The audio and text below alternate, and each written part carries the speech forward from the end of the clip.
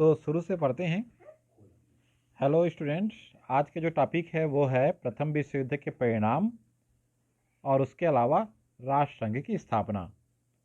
तो आपके बुक में जैसे देखिए यहाँ पर दिया है पेज नंबर 97। तो पेज नंबर 97 में किस रूप में है?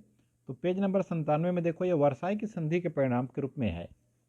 मतलब इसमें पूरा तो प्रथम विश्व युद्ध के परिणाम नहीं दिया है, जो घटनाएं पहले घट चुकी हैं उन घटनाओं के बारे में वर्णन है, लेकिन यहाँ पर पूरा वर्णन नहीं है। एक परिणाम आपको यहाँ पर चित्र में दिखाई देगा, ये इस चित्र में। तो इसके आधार पर शुरुआत करते हैं। पहला, राजतंत्र की समाप्ति। किसकी समाप्ति? तो राजतंत्र की। वैसे आपको बता दूं कि आप तो जानते ही हैं प्रथम विश्व युद्ध का आरंभ कब हुआ था। तो 28 जुलाई 1914 को हुआ था। और अंत कब हुआ? तो अंत इसका किया गया था 11 नवंबर 1918 को। और उसके बाद वर्साई की संधि हुई थी, वो हुई थी 28 जुलाई 1919 को, नहीं 28 जून 1919 को इसकी वर्साई की संधि हुई थी। तो यहाँ पर इसके अंतर्गत पहला जो परिणाम आया वो था राजतंत्र की समाप्ति। कुल 36 देशों ने भाग लिया था, जिसमें प्रमुख 4 देश जो है वो दुश्मन देश की श्रेणी में आए और बाकी 32 देश वो विजयी देशों के साथ शामिल थे। तो यहाँ पर पहला परिणाम हुआ राजतंत्र की समाप्ति। प्रथम विश्व युद्ध के पश्चात जिन देशों में राजतंत्र समाप्त हो गया वे देश कौन कौन से थे? तो वे देश थे रूस, ऑस्ट्रिया, हंगरी तथा जर्मनी। ये 4 देशों में राजतंत्र समाप्त हुआ। यहाँ पर क्या क्या आया? तो रूस में तो कम्युनिस्ट शासन आया। यहाँ पर देखो इस चित्र में जो सोवियत रूस लिखा है वो आपको दिखाई दे रहा होगा। यहाँ पर किस प्रकार का शासन आया? तो कम्युनिस्ट शासन। कम्युनिस्ट मतलब होता है मजदूरों का शासन, जहाँ पर सभी व्यक्ति को समान दर्जा मिलता है। और यहाँ पर जो ये ऑस्ट्रिया हंगरी है, यहाँ पर क्या हुआ? तो ऑस्ट्रिया हंगरी में यहाँ पर लोकतंत्र की स्थापना की गई। उसके अलावा जर्मनी को भी लोकतंत्र की वहाँ पर स्थापना की गई थी, लोकतांत्रिक गणराज्य की स्थापना की गई थी। दूसरा परिणाम है नए राज्यों का उदय, नए राष्ट्रों या नए राज्यों का उदय। पॉइंट को लिखना चाहें तो लिख लेंगे, नए राष्ट्रों का उदय। कौन कौन से नए राष्ट्र बने? देखो यहाँ पर ये जो चेकोस्लोवाकिया लिखा है, ये एक नया राष्ट्र बना जो प्रथम विश्व युद्ध के पहले नहीं था। प्रथम विश्व युद्ध के पहले ये नया राष्ट्र नहीं था। उसके अलावा जो दूसरा राष्ट्र बना वो था पोलैंड। ये पोलैंड भी प्रथम विश्व युद्ध के पहले कोई राष्ट्र के रूप में नहीं था। ये जो रूस का जो वो क्षेत्र है जिसको जर्मनी ने जीता था, उसको एक नया देश बनाया गया, पोलैंड। तीसरा जो है वो है युगोस्लाविया। और चौथा था लिथुआनिया। ये लिथुआनिया जो यहाँ पर दिख रहा है, लिथुवेनिया। उसके अलावा एस्टोनिया, लटेविया, ये भी देश थे जिनको नए राष्ट्र के रूप में यहाँ पर बनाया गया था। तो ये नए राष्ट्रों का उदय हुआ।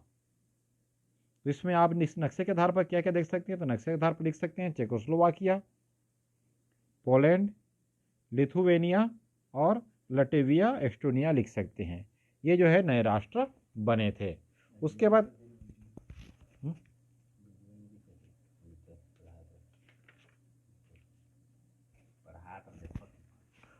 जो है तीसरा परिणाम था 2 महान शक्तिशाली राष्ट्रों का उदय। 2 महान शक्तिशाली राष्ट्र मतलब जो इस युद्ध के बाद बहुत ही ताकतवर राष्ट्र के रूप में बने थे। इनमें कौन कौन से राष्ट्र थे? तो वो महान शक्तिशाली राष्ट्र में एक तो यहाँ पर देख सकते हो सोवियत रूस मतलब आज का रसिया। और दूसरा शक्तिशाली राष्ट्र बना था वो था अमेरिका। किस आधार पर? तो सैनिक और आर्थिक दृष्टि से।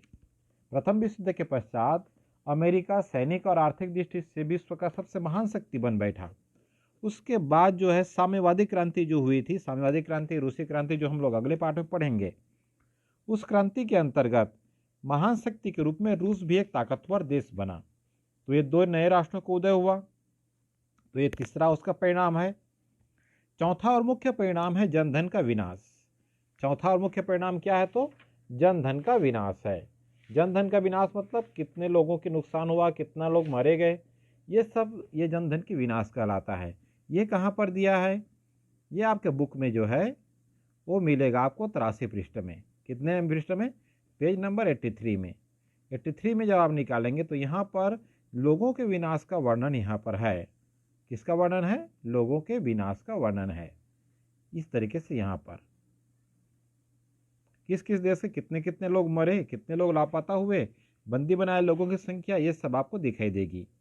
जिसमें Austria, Britain, France, Germany, Italy, रूस, तुर्की और संयुक्त राज्य अमेरिका, इन देशों का वर्णन है। ब्रिटेन का देखो, ब्रिटेन का क्या लिखा है, उपनिवेश सहित लिखा है।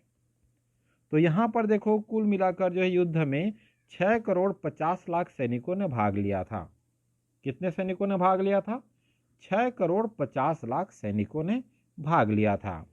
उसके बाद जो है जिसमें से कितने लोग लगभग मारे गए, तो यहाँ पर 90 लाख लोगों की मृत्यु हुई थी लगभग, और 2,50,00,000 लोग घायल हुए थे। इसमें आम व्यक्ति भी मरे, जिसकी संख्या लगभग 40 लाख थे, जो क्या थे तो आम व्यक्ति। इनकी मृत्यु कैसे हुई? जैसे कि जिन शहरों पे गोलेबारी बमबारी बरसाई गई, उन शहरों पे वे लोग मारे गए।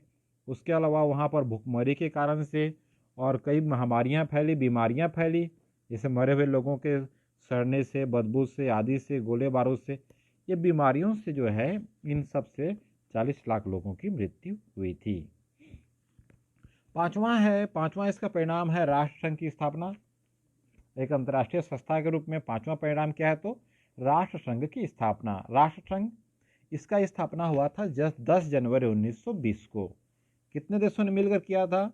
ये वही लगभग ये 36 देश थे, इन लोगों ने मिलकर राष्ट्रसंघ की स्थापना किया था। इसका सूत्रधार कौन था? तो इसका सूत्रधार था अमेरिका। हालांकि इसमें कुछ व्यवस्थाएं थी जिस कारण से अमेरिका खुद इसका सदस्य नहीं बन पाया, जो इसकी बाद में कमजोरी बनी, लेकिन एक संघ बना था राष्ट्रसंघ 1920 में। पांचवा परिणाम है अधिनायकों का उदय।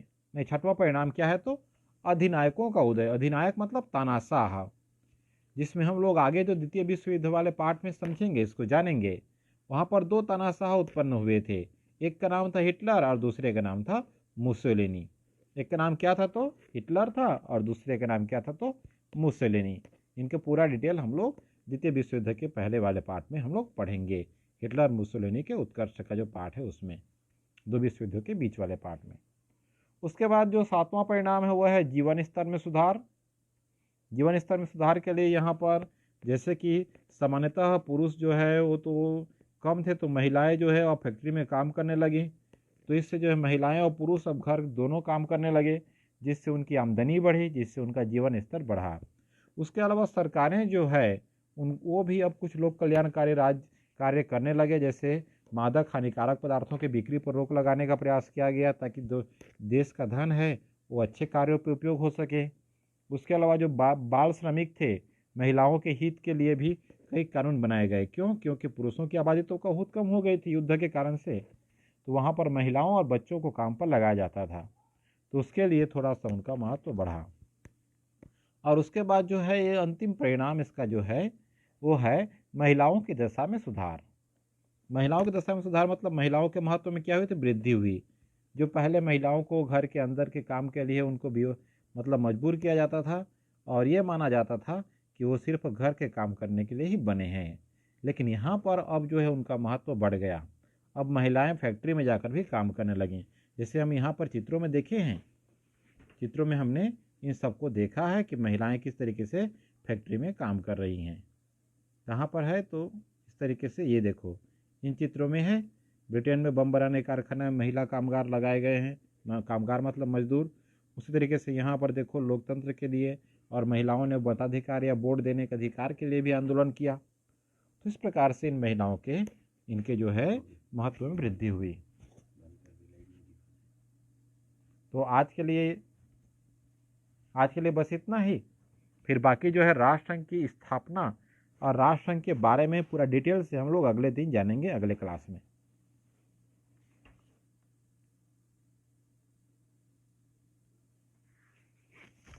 किसी का